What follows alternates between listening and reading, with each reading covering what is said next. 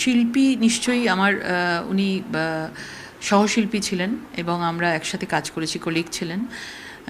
কয়েক বছর ধরে কোনো যোগাযোগ নেই যখন আমি এসছি এখানে, এবং তারা অচ্ছুত মনে করতো বিজেপিকে, এবং যারাই বিজেপিতে আসতো, আমি তো 2015-তে বিজেপিতে এসেছি, তখন বিজেপিতে আসা মানেই একটা অচ্ছুত, একটা মাথা খারাপ এরকম, এবং কাজ দিনের পর দিন থাকেনি। কিন্তু কোনো শিল্পী কিন্তু সেই সময় 2015-তে পাশে এসে দাঁড়ায়নি। আমি প্রেস কনফারেন্স করেছি স্বরূপ বিশ্বাসকে নিয়ে, মানে মিডিয়া কভার করেছে, কিন্তু কোনো একটা শিল্পীরও মানে একজন দুজন বন্ধু ছাড়া কোনো একটা শিল্পী কিন্তু সেদিনকে পাশে দাঁড়ায়নি। এবং দিনের পর দিন প্রচুর জল বয়ে গেছে, এবং প্রচুর আজকে শিল্পীরা আজকে আমাদের পার্টিতে যারা মনে করেছে যে এই পার্টি আগামী দিনের ভবিষ্যতের জন্য, বাংলার জন্য ভালো, তারা যোগদান করেছে এবং এই পার্টি এগিয়ে চলেছে। এবং 2021 থেকে শুরু করে তার আগে এবং তারপরেও বহু শিল্পী, মানে আমি বলতে পারি যে ভারতীয় জনতা পার্টিকে অচ্ছুত হিসাবে দেখতো। আজকে আমি দেখতে পাচ্ছি যে তারা মানে ফেডারেশন বলুন, বিভিন্নভাবে বলুন, একটু মুখটা দেখানোর চেষ্টা করছে।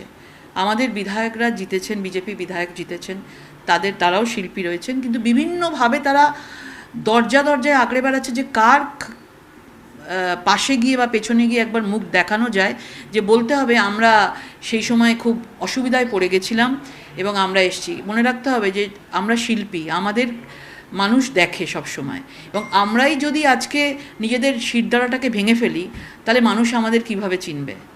এবং এতগুলো মানুষ আজকে যারা বিজেপি করে বা যে শিল্পীরা বিজেপি করেছে কাজ না থাকা সত্ত্বেও, এবং তারা আজকে বিধায়ক হয়েছেন, বিভিন্ন ভালো ভালো জায়গায় আজকে গেছেন, পজিশনে গেছেন, আজকে তাদেরই মানে এসে তাদের পাশেই এসে তাদেরকে এতটা কথা বলা হচ্ছে যে আমরা মানে এত বড় একটা টুইট করে সোশ্যাল মিডিয়ার মাধ্যমে বিজেপিকে এত ছোট করার পর তারা আজকে বলছে যে আমাদের সংসার আছে, আমাদের বাচ্চা আছে, এইসব কথা।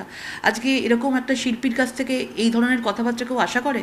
আমি আপনারা সকলে আমাদের বাড়ির লোক, আমার বাড়ির লোক। আমি আপনাদের সকলকে পরিবারের লোক বলে মনে করি, যারা এখানে বসে আছেন বিভিন্ন বিভাগের কলাকুশলীরা। কেননা আমি খুব গর্ব করে বলি আমি 26-27 বছর ধরে বাংলা ইন্ডাস্ট্রির একজন প্রোডাক্ট।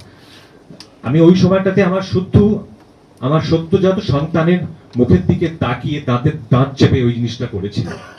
আমার কোনো উপায় ছিল না। তাই আমি কারোর বিরুদ্ধে ব্যক্তিগত বিষোদ্গারের জন্য এখানে আসিনি।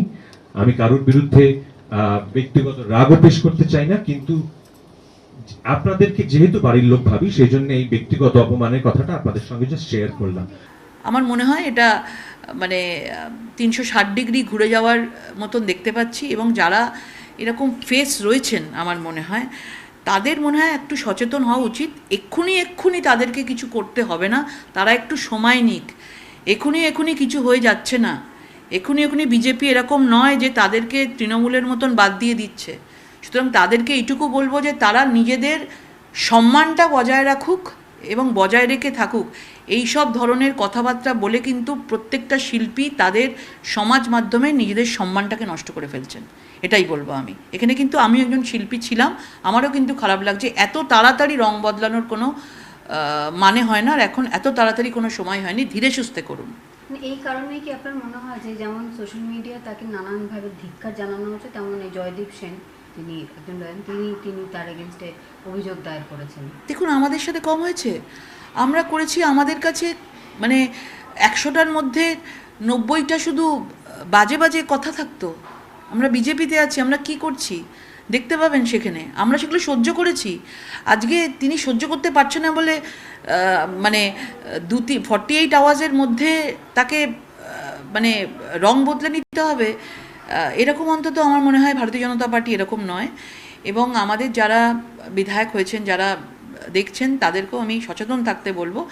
কিন্তু একজনকে যদি আমরা এরকমভাবে মেনে নিই, তাহলে প্রচুর মানুষ এরকমভাবে রয়েছে, কিন্তু সেখানে কিন্তু মানুষ সব কিছু দেখছে, এবং শিল্পীদের নিজস্ব সম্মান নিয়ে আমার মনে হয় এত তাড়াতাড়ি একটু ধৈর্য রাখা উচিত, একটু সময় নেওয়া উচিত আমার মনে হয়।